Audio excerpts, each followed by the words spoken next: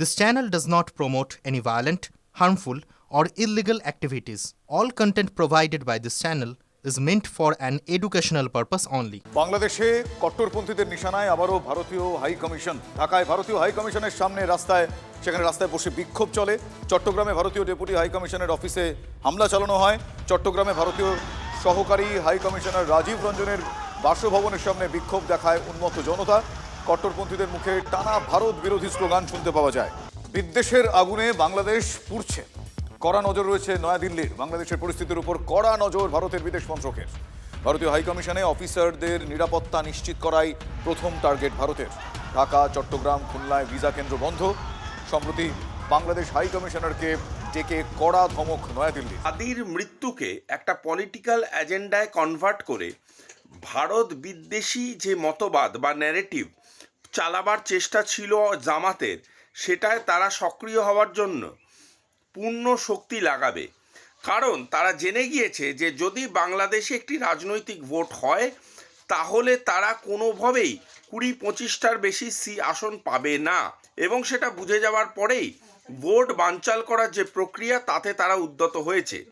এবং এই প্রক্রিয়ার মধ্যে দিয়ে তারা যেটা ভুলে যাচ্ছে সেটা হলো বৃহত্তর শক্তি ভারতবর্ষ এই গোটা ব্যাপারটাই ভীষণ শক্তিশালী চোখ দিয়ে কাছ থেকে পর্যবেক্ষণ করছে এবং দেখছে। যখন প্রয়োজনীয়তা হবে তাদের সাথে আলোচনা করে নেবে। সেটা কথায় হতে পারে, সেটা সামরিকভাবে হতে পারে, সেটা শুধুমাত্র অবজারভেশনের মাধ্যমেও হতে পারে। আরও একটা গুরুত্বপূর্ণ আপডেট আপনাদের জানাবো। যুবভারতী কাণ্ডে লিওনেল মেসির অনুষ্ঠানে যে মূল আয়োজক শতদ্রু দত্ত, সেই শতদ্রু দত্ত রিস্টার বাড়িতে এসআইটি এবং পুলিশের যৌথ তল্লাশি। প্রায় 3 ঘন্টা তদন্তের স্বার্থে শতদ্রুর বাড়িতে ছিলেন পুলিশ আধিকারিকরা। রিষ্টা থানার পুলিশও তাদের সঙ্গে ছিলেন। শতদ্রুর বিলাসবহুল 3তলা বাড়িতে তল্লাশি চালান তারা। পরিচারিকাকেও জিজ্ঞাসাবাদ করা হয়। আর কি আপডেট আমি জানবো, আমার সহকর্মী আশিক ইনসান এই মুহূর্তে রয়েছেন। আশিক, তল্লাশির পর এখনো পর্যন্ত কোন কোন বিষয়গুলো সামনে আসছে, এখনো পর্যন্ত সূত্র মারফত কি জানা যাচ্ছে? দেখো, আজকে সকালবেলায় তদন্তে আসে বিধাননগর পুলিশ কমিশনারেটের 5 জনের একটি পুলিশের টিম, এবং তারা প্রথমেই কিন্তু সেই শতদ্রুর যে বাড়ি রয়েছে রিসরার বাঙ্গুর পার্কে, সেই বাড়িতে যান এবং সেখানে তারা তল্লাশি চালান বাড়িতে। সেই সময় পরিচারিকা ছাড়া কিন্তু অন্য কেউ আর ছিল না। শতদ্রুর পরিচারিকাকে বহুবার তারা জিজ্ঞাসাবাদ করেন, যে যেমনটা আমরা জানতে পারছি যে এই যে ঘটনা, সেই ঘটনার সঙ্গে কোনো কালো টাকা আছে কিনা সেই বিষয় নিয়ে কিন্তু মূলত তারা তদন্ত করতে নেমেছেন। যে মেসির যে শো, সেই শোয়ে কালো টাকা ব্যবহার হয়েছিল কিনা সেই সন্দেহেই কিন্তু তারা এখানে এসেছিলেন। এবং যেমনটা জানা যাচ্ছে যে এই যে এফআইআর করা হয়েছিল, সেই এফআইআর এর ভিত্তিতে কিন্তু সিআইডি ইডির যে একটি দল, তারাও কিন্তু তদন্তে আসবেন বলে এমনটাই আমরা জানতে পাচ্ছি। এবং যুবভারতী কাণ্ডে গ্রেফতার আরো 3। এখনো পর্যন্ত যুবভারতীতে তাণ্ডবের ঘটনায় মোট 9 জনকে গ্রেফতার করা হলো। স্পেশাল ইনভেস্টিগেশন টিম গঠনের পরই পুলিশি তৎপরতা। লেকটাউন থেকে 2 জন, খড়দা থেকে 1 জনকে গ্রেফতার করে পুলিশ।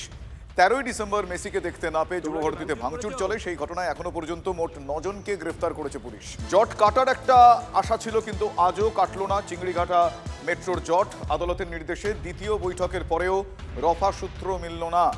আরভিএনএল এর দাবি, মাত্র 3 দিন রাত 10টা থেকে সকাল 6টা পর্যন্ত ট্রাফিক নিয়ন্ত্রণ করলেই কাজ শেষ হয়ে যাবে। জানুয়ারি মাসে ট্রাফিক নিয়ন্ত্রণের সম্ভব কিনা সোমবার জানাতে হবে রাজ্যকে। নির্দেশ ভারপ্রাপ্ত প্রধান বিচারপতির ডিভিশন বেঞ্চের। সোমবার পরবর্তী শুনানি রয়েছে। আদালতের নির্দেশে 17ই ডিসেম্বর বৈঠক হয়েছিল, আপনাদের নিশ্চয়ই মনে আছে। তারপরেও মেট্রো জট এখনো কাটেনি। সংসদে তৃণমূলের ধর্নায় সামিল জয়া বচ্চন। মনরেগা প্রকল্পের নাম পরিবর্তন নিয়ে সংসদ চত্বরে ধর্না। তৃণমূল সাংসদের সঙ্গে যোগ দিয়েছেন সমাজবাদী পার্টির সাংসদ। সংসদ চত্বরে দাঁড়িয়ে কল্যাণ বন্দ্যোপাধ্যায়, সৌগত রায়, সাগরিকা ঘোষ, জুনমারিয়ার সঙ্গে ধনধান্য পুষ্প ভরা গানে গলা মেলালেন জয়া বচ্চন। বিরোধীদের কথা কেন্দ্র শোনে না, অভিযোগ করলেন समाजवादी पार्टी सांसद। ये पहली बार ऐसा हो रहा है कि कोई ऑपोजिशन के लोगों से बातचीत नहीं होती, जो उनका मन है वो कर रहे हैं। যত অপমান করবে তত বাংলার লোকেদের কি বলে মনোবল আরো বাড়বে।